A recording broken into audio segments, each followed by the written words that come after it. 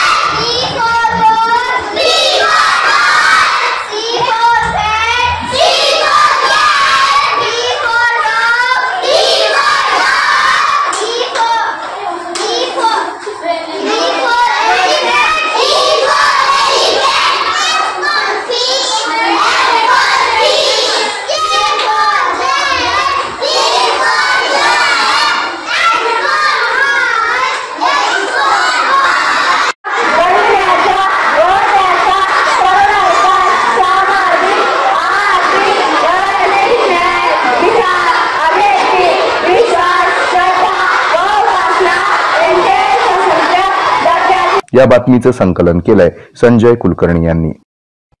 हे आहे Metrocast cable network आणि आपण पाहत आहात द न्यूज प्लस बरच काही।